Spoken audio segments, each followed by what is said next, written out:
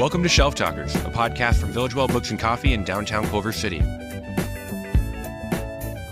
Hey villagers, it is Jared here once again on the Shelf Talkers podcast with my co-host and co-bookseller Julia Elizabeth Evans. How are you doing, Julia? Hey Jared, Caspar. We are together. We are reunited. We've both gone on our own excursions, separate from each other. Yes, and separate from our deep love of books, but maybe fueling it all the more with our sense of travel and wonderment in the world. Julia, you were in Portugal. In Lisbon. In Lisbon and the Algarve coast. Algarve is Portuguese for sinkhole. Oh, wow. Because the coast is changing so much. But you told me right before this that it's essentially Big Sur, but sunnier. Yeah.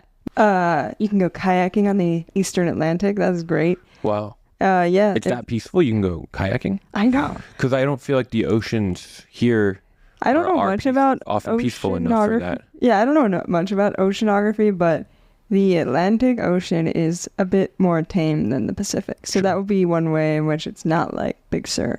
Sure. But yeah, people compare the Algarve coast to Big Sur up in Northern California. Cool. As I experienced, it's much more sunny. But I was very good about wearing sunscreen. Good for you. Good for you. That was great. Do they surf there?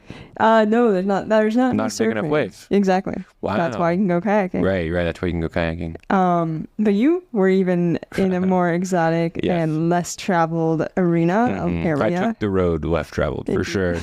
Yeah, I was in the exotic, far-off land of Santa Claus, Indiana, which is in southern Indiana, close to Louisville, which is not where I'm from, but I am from Indiana, and I was with my family on vacation. Santa Claus is a fun town. I was just telling you this right before this, but it's super small, and apparently, as lore goes, when the town folk initially applied for a post office to the Indiana government, when the town was founded in the late 1800s, they applied for it under the title of Santa Fe. Wow. But Santa Fe was already taken. Wow. There's a small town named Santa Fe, Indiana. And they said, you know what? Let's just change the Fe to Claus and let's lean into let's lean into Christmas themed year round. So in Santa Claus, Indiana, there is a Christmas store year round. I mean, everything is Christmas themed. The Airbnb that I stayed in with my family was called the Mistletoe Manor. That was the unofficial name of the Airbnb. I love how this pioneer folks back at whatever point it was being instituted as a town decided to just fully embrace the campy, cheesy nature, and it has continued. They somehow knew the marketability of the town in 100 years is going to be so good. Exactly. Yeah, and in Santa Claus, Indiana, there's a small amusement park, which is why we were kind of choosing this town in the first place, called Holiday World, where there are 4 sections of the park. It's big in my imagination. Yeah, it's not the biggest, but it's beautiful. And there are 4 sections of the park, and they're all themed after different holidays. So, of course, you've got, like, the Santa Claus land, but then you've got, like, Halloween land or something, 4th of July land, and Thanksgiving land. Mm-hmm. And they all of their rides are like, based off of those, or named off of those.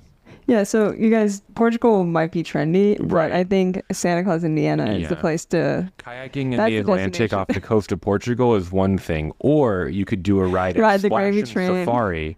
Yeah. Right, but you got free Coke and soda. Yeah, I mean, Holiday World is a very family-friendly place, trying to be. It's got free soft drinks, unlimited throughout the park. I mean, I probably drank a solid $20 worth of Mountain Dew. Soda Oasis. Yeah, all these different soda oases, and then also sunscreen dispensers for free. Right. Yeah, I had to carry my sunscreen. I mean, like a bozo over here had to pay for your own sunscreen in Portugal. What were we thinking? But you have other summer plans coming up? You're telling me too? I'm working on a little summer bucket list, and yesterday in the shop I came through, and I got this really cool book that's helping me write this bucket list called "Places We Swim." California. Places we swim in Los Angeles and California. Is it like more of like essays about swimming? It's a coffee table book for cool outdoorsy metropolitan folk like ourselves. City folk that like to take a drive out to the watering hole. The watering hole. We grew up in different places, but I grew up in Arkansas where there are watering holes all over the place. Big cliffs to jump off of into beautiful bodies of water, and I'm seeking that everywhere So this book is helping you find that in California? Yeah, it's called Places We Swim. We had 2 copies. I got one for my buddy for his birthday, and I got one for myself because my birthday's coming up, and also summertime. You gotta know where to go. And we're gonna replenish that stock by the time this episode comes out. I'll tell you that much. Guys. So Village Well has the hottest, trendiest, coolest books for all of us. Adventure Hiking books. Yeah. Swimming books. Yeah. Biking books. Everybody that wants to go, anybody that has a sense of adventure, like the two of us, Jared. Yeah, you Jared can tell and I. we both have that between Portugal and Santa Claus, Indiana. Right. We are sojourners. Very cool. Well, this episode we've got for Shelf Talkers coming to you guys today, we're interviewing GennaRose Nethercott, who is an author and a poet and a folklorist. You'll notice on this episode that Julia is not present. Rather, our co-worker and colleague Colin Hinckley joined me for the podcast. It was a really fun time. It's also fun that they are friends in real life, which is actually how GennaRose was connected to the store. So we go into all of that on the episode. GennaRose came out with her newest release last year called 50 Beasts to Break Your Heart, which is a fantasy short story collection. She also had in her 2022 fantasy release a book called Thistlefoot, which we carry in the store, which NPR declared one of their best books of the year. In this interview with GennaRose, we talk about her connection to the store, how she likes to turn up the volume knob on what it means to be human in her magical realism and her horror, how her fantasy stories are also seen through the lens of memoir, how writing is an act of self-exorcism, which is such like a hardcore metal term for writing. I freaking love that. And how short stories allow you to circumvent plot and what being a folklorist actually is. This has been a great time with GennaRose Nethercott. And we also, we had a special guest at the end of the episode. We had our owner of the shop, Jen Caspar, talk about the expansion of the store. So everybody, so stick around for that. Yeah, stick around for that, guys. So yeah, coming up is GennaRose Nethercott and then a quick interview with Jen Caspar, owner of Village Well. Get into it.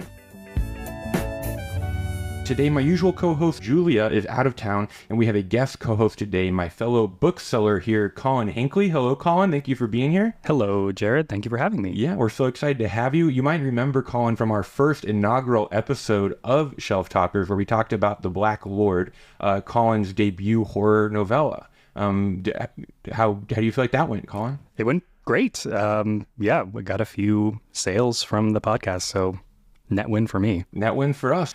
But today we have with us, joining Colin and I, we have the honor and privilege of talking with the writer, author, poet, folklorist, so many things to explore, GennaRose Nethercott.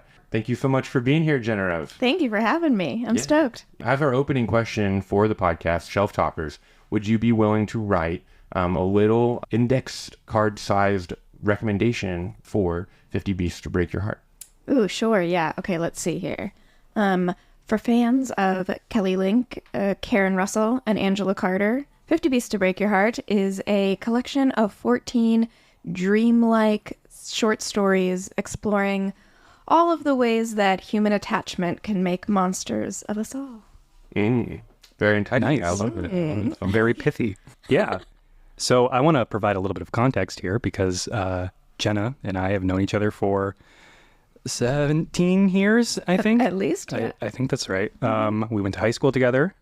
We are in a writing group together. We have been close friends for a long, long time.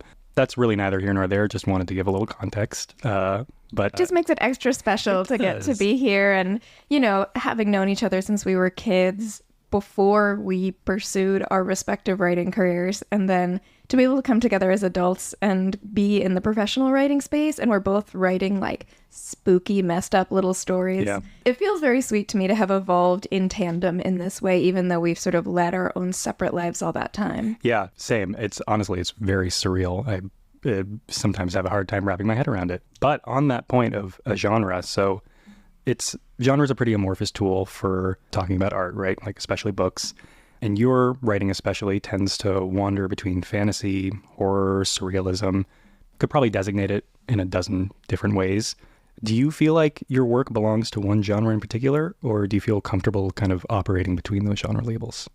I like operating between. I think both in genre and also often in form itself. I really am drawn to hybridity in general. And you'll see that in many of the stories in this collection. They don't belong to any one particular form. They don't necessarily belong to any one particular genre. I think in general, I would say I write sort of weird fiction, speculative fiction. Though I definitely love those tinges of horror in that speculative space. So I would say in general, I'd describe it as sort of a blend of magical realism and horror. And I think the more that I write, the more toward horror I've been feeling the inclination to stray. So don't, I swear I'm not copying you. Yeah, is that based on the friendship that's maybe pulling you into that horror dimension? I think it's kind of a chicken and the egg thing, where I think Colin and I have been friends for so long because we have a lot of similar tastes and are excited by similar ideas and similar things. And, you know, as a child, I was very, very terrified of everything.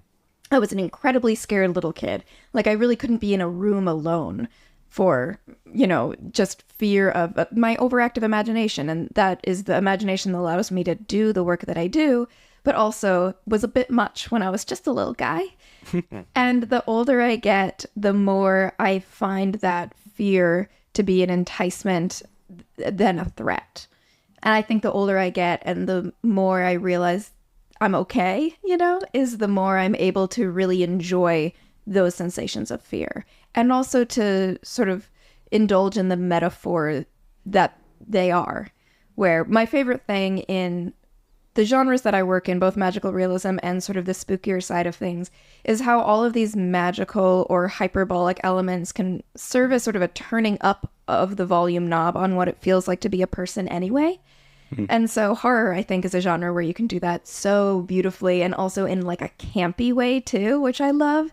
Is just to take how it feels to be a person, which is often, you know, quite a horror show, and just like ramp it up to the point of absurdity. And that absurdity somehow makes it bearable. It's almost by making it worse, you make it better. Has that helped you overcome those fears that you remember as a child? Oh, definitely. I mean, in this collection itself, in 50 Beasts to Break Your Heart, I would say almost all of those stories to me feel like memoir stories. And these are strange little tales, you know, like in one story, a woman shapeshifts into a house. And in another story, a young man falls in love with the spectral doppelganger of his girlfriend. These are all, you know, logically impossible scenarios, but in my mind, they feel like they're an accurate representation of, you know, when someone falls in love with the idea of a person instead of the person themselves, or when you hollow yourself out for a partner to make yourself more hospitable. Yeah. It's just an amping up of that. So it's a way to process the way that I find personhood actually affects me, but to make it literal. There's one story in the collection which is about a pack of mean middle school girls who practice deranged divinatory acts to kind of haze a new classmate. And I get people asking about, like, how did you come up with this stuff? This is demented. And I'm like, no. They, like, the girls in my middle school were actually pressing on each other's hearts behind the dodgeball wall until they passed out. Like, I didn't make that up. You just added the magical part. Exactly, yeah. That's great. I actually want to maybe jump ahead to Go for it. This one. Yeah. On that point, so I know you're writing pretty well, right? Like, we've shared writing for a long time. And so I often know what to expect in terms of like style, themes, whatever. But when I was reading this, I found that I was kind of startled by the violence, like the bouts of violence in the stories, and like really intense darkness. And I guess you sort of answered this already, but just to put a fine point on it, do you seek out that darkness, or does it just find you? I do not think I seek it out. I think it would be nice to not have it. Sure. But if I'm gonna have it, I may as well use it as a tool in the work that I'm doing, and use the writing as a way, to process it and exercise it in a way. I've often thought of writing as an act of exorcism, in which you're able to take things that maybe don't fit comfortably in the body and place them somewhere else, as well as just sort of that transmogrifying magic that art allows, in which you can take something that may be negative as a lived experience and turn it into something positive and beautiful as a piece of art. So yeah, no, I do not seek out the darkness. I just I'm kind of bummed out sometimes. And then you exercise it through your art. I mean, what a metal way of talking about writing. I love that. Writing as exorcism. Yeah. I mean, Colin, do you feel like you seek out darkness, or do you feel like it's always been built into you? Yeah. I mean, for me, I do kind of seek it out, just like, or I have in the past. And I think maybe I reached a point where something switched and I wasn't chasing it and it started chasing me. And it just... from an artistic inspiration standpoint? Yeah. Or even just from your own kind of dread and sure, life? Yeah, I mean, as the world continues to be what it is, that darkness definitely can sneak up on me. I'm sure it can for all of us.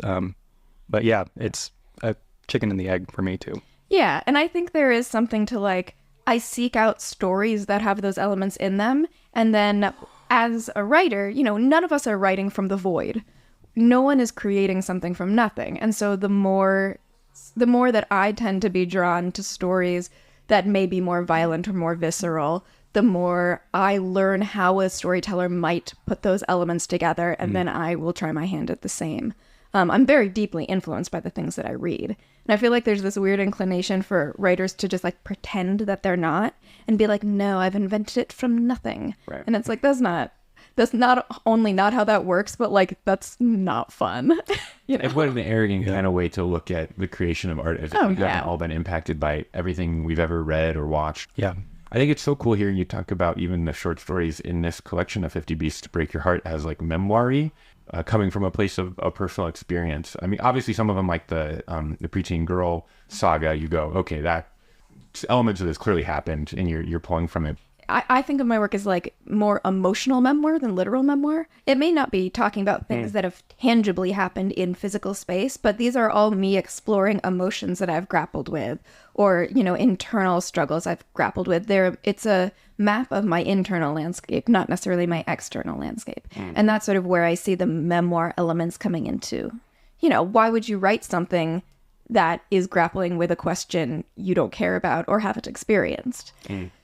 When you're seeking to like create a story from these emotions that you have, do you tend to just make the connection between like, an emotionally distant relationship becomes a woman who becomes a house, and it just like sort of arrives to you fully formed? Or do you take the emotion and try to build out a story from that place?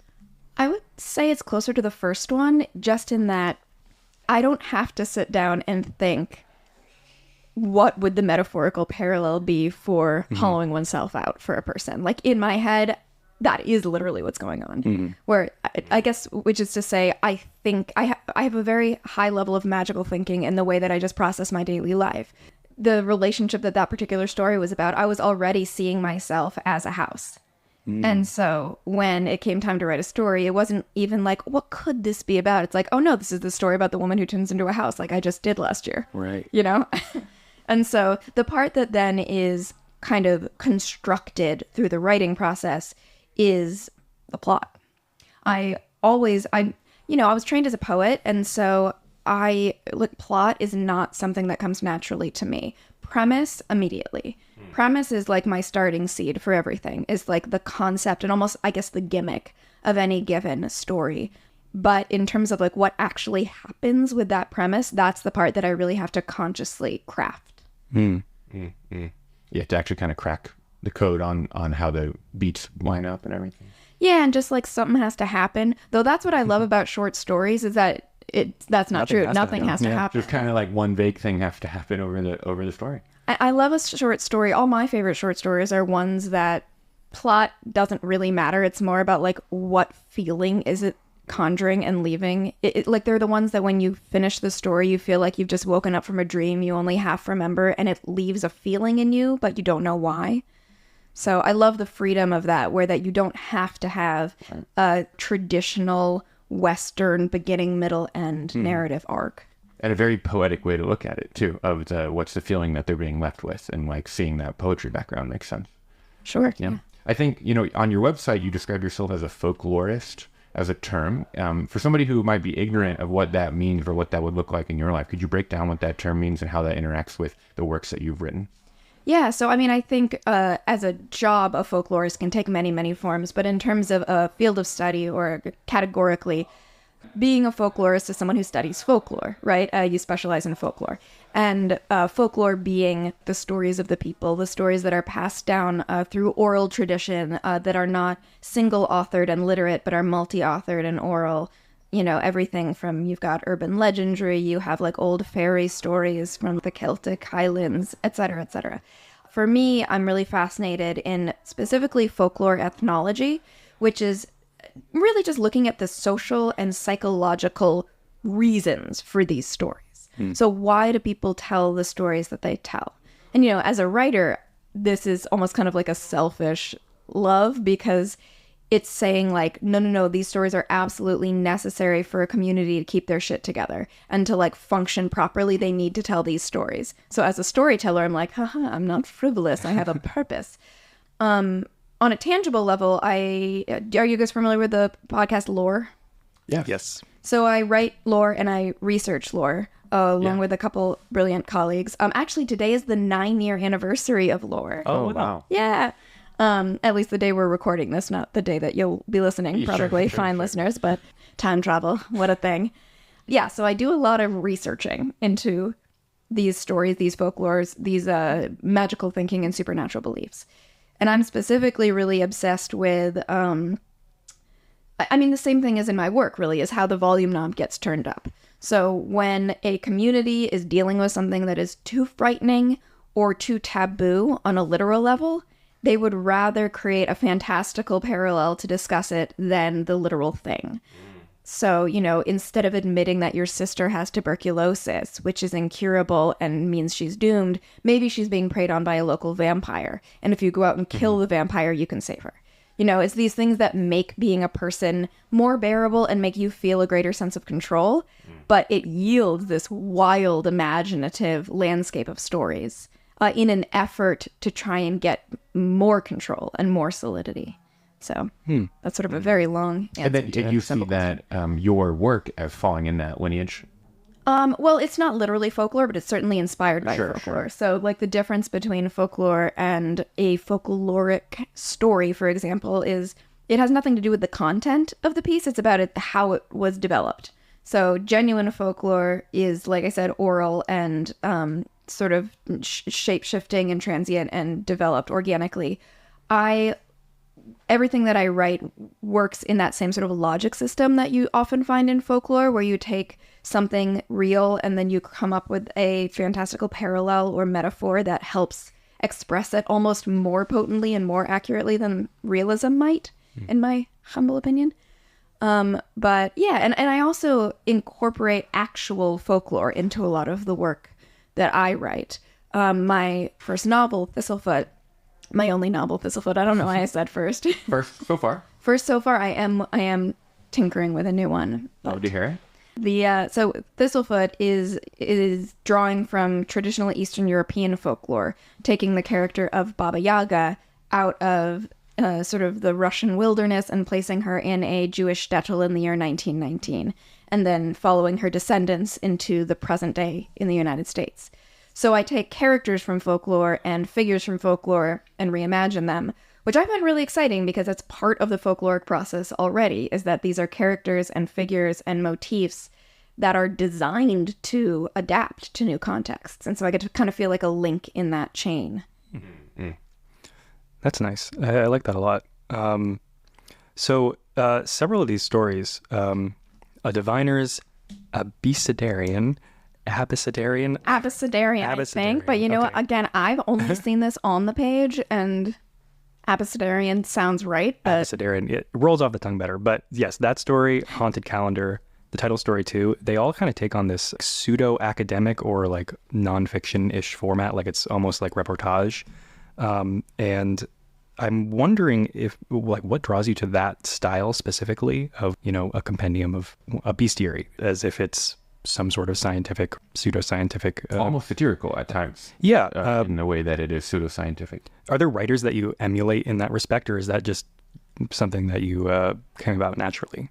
On the one hand, I think I love a confining form as a challenge. Mm. So with an abecedarian, that's an ABCs. That one is the one about the middle school girls, where it's an ABCs of different forms of divination. And the story is told in these snippets going through the alphabet. And then, the 50 Beasts to Break Your Heart, the titular story, is in the form of literally 50 encyclopedic entries of creatures I made up. And I think that, again, coming from poetry, where we really know as poets that constraint breeds creativity. Mm-hmm. If you're working in the incredibly rigid form of a villanelle or a sestina or what have you, you find that constraint doesn't make it harder to be imaginative. It makes it easier. Because when you can write anything, you will tend to go into your same cyclical patterns of thinking. When you are confined by something like a form, suddenly you have to think in a way you haven't thought before, and then you're able to come up with something new, or at least new to you. And that's really exciting to me. I also think that it's kind of a cure for the existential terror of the blank page. Mm-hmm. You're already beginning with something. You're beginning with a form, and you know you can just like insert something into that form, and you don't have to begin with pure nothingness. I also really value incrementalism, where I find the concept just like, I'm going to sit down and write a 30-page story, that feels really amorphous and bizarre. But if I'm able to break that up into these little bites where I'm like, okay, each day I'm going to sit down and write a 1-page monster. Mm-hmm. Tomorrow I will sit down and write another 1-page monster, but today I'm just writing this one, and it's as compact as possible. Again, it's the way I was trained to write as a poet, is that they're in these shorter form pieces, and therefore allow me to think in a more focused way. But yeah, and I'm certainly not the only writer that's doing this. Most of my favorite writers have kind of list form stories, and one of my favorite Carmen Machado stories is in the form of a character listing all of their sexual experiences, and in the background of this list you can see a pandemic take root. And then Sophia Samatar, whose short story collection Tender I think is one of the most genius books I've ever read, many of those stories take this list form. She actually has a bestiary as well. She has a couple bestiaries, actually. And Kelly Link also does this sort of broken down list form and plays with form. And Kelly's my favorite writer of all time, which Colin knows very well because I never shut up about it. But she talks a lot about the fun of setting constraints, where she'll sometimes have a story where she goes in and she's like, you know what? The two main characters will have the same name. Let's see what that does to my writing process. I think it's a tactic that's been used forever, and I think that a lot of my favorite writers are using it, and I love using it because it just fits with the way my brain works. So I loved the titular story of 50 Beasts to Break Your Heart, how there's a through line still. Even in the midst of this bestiary, there's like still a story playing out among the scientists, to not, spoiler anything too much for a reader, but hopefully that would tantalize, because I know if I heard that, like, that would have me diving even faster into the story, almost like you're like picking up on a little conspiracy in the background. We love a little secret storyliner coming from a joke writing world, which is what I do. It's like a callback, and you're almost like throughout this time like calling back to this like deeper story. Was that a thing that when you wrote that story, was that like always the goal of 50 Beasts to Break Your Heart in that story specifically, or was that a story structure that you like kind of wrote out all these different beast entries, and then we're like, okay, now how can I kind of thread a story through these different beasts? Kind of both, again. I know I keep saying that as like the cop-outiest answer ever, but when I first wrote 50 Beasts, I did know I wanted to have a through line. I was focused more on the individual beasts, but I did string a through line through that original draft. However, it sucked. And so I took out that through line. There was originally an entirely different story in the background of those entries. And I took out that story and I replaced it with a new one. So I always knew it had to have something threading it. And I love a story that you see in periphery. Yeah. I think that's so exciting, and such an interesting, intriguing, mysterious way to experience a story is not by looking directly at it, but the writer is making you think one thing matters, but actually it's the thing off to the side that matters. And I find that very exciting. And so I love that as a reader. I try to do that as a writer. To go off on a little bit of a tangent here, me and Amanda, my fiance, we talk about in Stephen King's Pet Sematary, there is this... If I got Kelly Lincoln, you have to get Stephen King in. Stephen King in. There's the story of the Pet Sematary, burying a pet, comes back to life, like all that stuff happening. But in the very background of the story, there is this creature floating around behind the narrative scenes that you only catch a glimpse of every once in a while, and it's a Wendigo. So we refer to that idea of like brushing up against something else as a graveyard Wendigo. Hell yeah! That's your like genre term for it? Yeah, that's that's our turn of phrase. That's fine. I invite you to use it as well, so it will hopefully catch on. Thank you. We do live in a fun era where like framing device stories feel more and more common I don't know, in fantasy and stuff too, especially. Yeah. Maybe I'm just waking up to it now, but it feels like that in the fantasy genre. Well, and I think also there's some parallel with life, right? Where the things that are most influencing us and most tugging at us are often not the things that are taking up most of our time and attention. They're the things in the background, like needling at the back of our brains, the things in our unconscious, where our conscious minds are often focused on like the banality of the day-to-day and on just like existing and going to work and sending your stupid little emails and blah, blah, blah. But in the background, that's where the action is really happening. So there's something I feel like that kind of serves as a mirror when I find stories like that. And yeah, that's where the depth of the human experience is happening. In the little cracks in between all of the mundane. And I find war stories really effectively done in this way because of that sort of devastating truth that life continues during war, where, you know, if you have a war story where the focus is on the war, sure, whatever. If you have a war story when the focus is on like a woman doing her laundry, where you can just see this devastation happening just out of sight, like that to me feels even more devastating somehow. Yeah. Where it's like, the story is about how people attempt to continue on, and then what it creates is it creates tension. It creates a juxtaposition and a chafing if the focus is on one thing, but the tension is somewhere else. Yeah. And then it'll kind of snap back every moment too, every now and then when both those through lines kind of meet for a moment before diverging again too. We're getting into our last couple questions. The ending question that we usually do for this podcast, related to the initial question of write a shelf talker for your own book, is would you be willing to write a shelf talker for maybe 2 or 3 other books that if people enjoyed this interview or enjoy your work, would also enjoy reading? So you've already mentioned a couple authors that you enjoy. Sure. Well, I mean, I would be remiss if I didn't recommend a fantastic book called The Black Lord. Oh, I think we carried that one actually as well. I think we probably have record number of sales for that title, I would think. It's by this real chump of a guy named Colin Hinckley. Accurate. The Black Lord is phenomenal. If any of you listeners haven't already read it, it's, you know, if you've been interested in hearing us go off about the things that create this sense of the uncanny, like creepy, messed up stuff in the background of a story, Black Lord does that masterfully. It's a folk horror set in the forest about a missing child and the way a family copes with this absence. And it includes elements of the supernatural and sort of a blend of cosmic horror and very, very claustrophobic folk horror. So, yeah, I mean, Colin has been thinking cursed thoughts since the day that boy was born. It's true. So, you know, if anyone has really teased apart the science of what breeds dread in the human heart, it is my friend Colin Hinckley. It's a very high compliment. Thank you.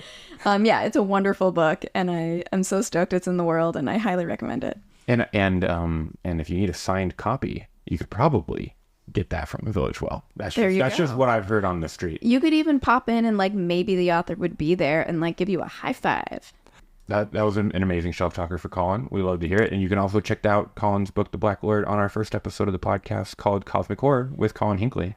What about another couple books that you would recommend for people who enjoy your work or this podcast? Sure, yeah. So just to kind of reiterate a couple of the ones I've mentioned, sure. Kelly Link, my all-time fave. Her first novel just came out this past month in February. Oh, wow. It's called The Book of Love, and I am not done reading it yet because I'm savoring it, and it's a supremely weird, good. I mean, it's exactly like tickles the right parts of my brain. And she's one of those authors that's like, she's a polarizing author in the same way I think I'm a polarizing author, and that like if your brain works the way her brain works, it's gonna be the best thing you've read in your entire life. And if it doesn't, you're gonna have no idea what's going on. So if you like weird fiction, Kelly is the queen of weird fiction. I think she's the best. She's the GOAT. Book of Love. It's about 3 teenagers who come back from the dead and return to their lives, and sort of what ensues. Okay. I also mentioned Tender by Sophia Samatar, which is a short fiction collection. Sophia writes every genre. She has memoirs, she has novels. She's primarily an academic. But yeah, her short story collection, Tender, I think is one of the best short story collections I've ever read. And she does a lot of reimagined fairy tales, specifically Arabic fairy tales, which I think is exciting because we don't, we have reread the Grimm's fairy tales a billion times. But these might be some stories that Western readers are not as used to encountering. And then I also mentioned Angela Carter, and I would say The Bloody Chamber by Angela Carter is another seminal short story collection. And I would say like the grandmother of all of these other weird fiction writers. Yeah, those are wonderful recommendations. Yeah. I'm pretty sure we carry all of those, right? Yeah. Well, GennaRose, thank you so much for jumping on Shelf Talkers with us today. We're so excited to have this conversation. And as of the day of recording, GennaRose will be doing an in-shop interview with Colin in front of a live audience. So if anybody is wondering if we do these live? Do we do these only in fun, small closet spaces? What do you mean a closet? We're sitting in a palace right now. We're sitting in a massive podcast studio. But yeah, so if anybody is looking for any of our events, we have it on our website. So many different fun book readings, book launches, or traveling author visits, such as GennaRose. Colin, any parting words? No. Wow. No. It's like I said before, it's very surreal and cool to have you here, to be in the shop that I work in, and we both have books. It's just feels like a full circle moment. It's so lovely. Yeah. It's nice to have you here. Twarms the cockles of my heart. Love it. And if you're listening, stick around for our upcoming newsletter of the happenings here at Village Well. Thank you so much. Welcome to the Culver and Duquesne audio newsletter, part of the Shelf Talkers podcast. I am Jared. I'm here today actually with a very special guest, here with the owner of Village Well, Jen. Hello, Jen. How are you? Hi, Jared. I'm so happy to be here. Yeah, really exciting news coming up at Village Well. That Village Well is expanding. You might have seen this before in our newsletter, that if you sign up for a newsletter that Jen sends out once a month, you might have seen already that we're expanding next door, and we're really excited to talk to Jen about it. Jen, what do you have to say? Well, the news that we are going to expand the shop is huge. Mm-hmm. And we found out around right after the new year. I have been eyeing the space next to our shop, which is occupied as an office by our landlord, which is a real estate developer, the very creative and successful Runyon group that developed the platform mall over by the Culver City train their station. Doing? Very cool. That's theirs. And most of that block they've developed. So some really cool architectural office building, and there's a restaurant over there, Juliet, I think it's called. Yeah, I know that's just beautiful. There's a new furniture store over there that's beautiful. And I credit them with Village Well's existence because they saw the potential in the proposal I had for Village Well and let me come into the space in the first place. Very cool. They decided that they could do their office work someplace else and that this space would be best used for us to expand. Wow. And as you know, Jared, because you work in the shop, we are busting out of the seams. We need more space. Basically, customers, staff, and books don't have room to do what they need to do. You'd be surprised where the books, where you might find stacks of books in the store. Everywhere. Yes. Hopefully not in the scullery where we wash dishes for the cafe. No, that's the one off-limits spot. Yes, but pretty much every place else. We have books, and we can't, we make mistakes when we're too crowded. Staff people can't get deep work done because there's nowhere to do it. So we need more space for us to work, and we need more space for the books to spread out and show themselves. And more space for the customers to sit as well. I mean, it's crazy how, most days I have people, whenever I work at the register, there's always people who come in and go, is it always this busy? And I go, yeah, it honestly is almost always this busy. Yeah. We're going to grow our seating a little bit. We're not going to grow it a lot, unfortunately. But we are adding a private reading room, which will be, it'll be a dual purpose room. So we'll be renting it out for book groups and meetings and trainings, people who want to put on little classes. Podcast recordings? Podcast recordings, yeah. It'll be similar to the size of the room that we're in right now for people who are familiar with the little glass conference room that we use that's right next to the shop. It'll be similar size, but it won't be this room. And it'll be big enough for like 4 or 6 comfy chairs on a normal basis. And then when people want to rent it out, we'll wheel in tables that they can use to sit around, like a book group meeting, or maybe your nonprofit board that you're on needs a place to meet sometimes, and we'll be renting that out. And then when it's not in use, we'll wheel the tables out, and it'll be a quiet reading room. A non-laptop. Exactly. Yeah. We are going to have a few new policies when we do the expansion. And one of them is to put in laptop zones and no laptop zones. Sure. The big table in the cafe will stay a laptop zone most of the time. And then the tables along the window will be no laptop zones, nice. at least during the lunch hours, so that people can find a place to sit. And the comfy chairs will become no laptop zones. So nice. That's great. People who want to come in and have a cup of coffee and just, read quietly by themselves or meet a friend and have a conversation, that they'll be able to find a place. We love the laptop crowd. They're our bread and butter, and they come in, but a lot of them just really, they kind of set up shop and stay a long time. Sure. And it makes it tough for people trying to eat lunch. Like the people who are more transitory, like they want to just come and have a chat or come and read a book or, and leave. Like they can't always find a place to sit. Yeah. And so we want to make room for them. Yeah, that'll be great. And we're going to have so many more bookshelves too, right? I mean, we're going to have a lot more bookshelves. I need to calculate the number of inches that we're going to grow, but it's a lot. Like every section of books is going to be able to spread out and grow. That'll be great. The number of titles we can carry. Yeah, I remember right before this, you were saying probably like maybe 1.5 times the amount of titles or amount of books, hopefully store-wide. Yeah. I mean, we're going to double our floor space, but doubling our books would be a bad idea because we're already like almost every book in the store is spine out. You can't see the covers and just like it makes it harder to browse. Yeah. If everything is like a little sliver of information. Yeah. If anybody's ever poked their head in the office or seen Jen at work in our shop office, where it's just always so funny, the amount of stacks of books that rise next to every computer. And the number of people that we have working in that little office with the bookshelves on bookshelves or desks on every wall. It's 70 square feet total. Yeah. And there's just boxes of books and shelves of books. And we might have 4 people working in that office at a time. It's not really a productive. No, it can be a little cramped in there. Environment. Yeah. Well, we're so excited. And this is going to happen. What's the timeline on all of this? We will take possession of the space June 15th and we'll start construction without busting through any walls on that day. And then July 15th, we will be taking down 2 walls. Wow. And then we will enter the squirrely phase when we are operating with 2 missing walls. Wow. Okay. For the time that it takes us to... With maybe like a tarp in front of it, or how do you there'll be like that? a plastic tarp separating the space. But we won't be able to occupy and start working in and letting customers into the new space until the city signs off on the building permit that it's all done. So hopefully by the end of the summer or so?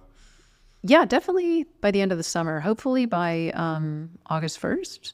Wow. Yeah, I mean, people who have ever been through any kind of construction hear me say those numbers and laugh at me and roll their eyes and say, oh yeah, we'll see you in September. But I really hope we can pull this off. And I really hope that squirrely period is as short as possible. For those couple weeks, maybe. Yeah, but there may be like a book. Someone might, want some Abraham Lincoln biography that didn't stay in the shop, but we have it on site and we'll be able to go and find it for them. Because there are an endless amount of Abraham Lincoln biographies. There are, and every day someone wants something specific. That doesn't sell in a long time. So some of the stuff's going to be offsite that people are looking for. We'll have access to it, but it'll just be a lot harder for us to work through. But we will stay open every day of the construction. Wonderful. And hopefully that what I'm calling the squirrely period, when we're just like missing walls, will be as short as possible. Sweet. I keep trying to thank the staff members in advance for all the crazy extra hard work that they're doing now as we prepare for it, and that they will do through it, to endure through it, and it's going to be awesome. Yeah, it'll be quite a summer. Yes. Yeah, summer here at Village Well is going to be really big for everybody. We're really excited. Yeah. Well, thank you so much for jumping on. Do you have anything else you want to say about the pod? Or on the pod? There's I think that's good for now. Yeah. But maybe I'll join you again. Yeah. We'd love to. For an update a little closer to opening. I really want everybody to know what's going on. Yeah, it's going to be such a good time. We're so excited to expand, double the floor space, a ton more books, more seating, a private room to rent. I mean, there's a lot going on. Downtown Culver City's never going to be the same. It really isn't. And I got to make the joke. I mean, we're going to be able to tell Gorbachev to tear down that wall. July Hopefully 15th. But we'll have to make sure Mr. Gorbachev's Gorbachev. over here so he can know that we're... Okay.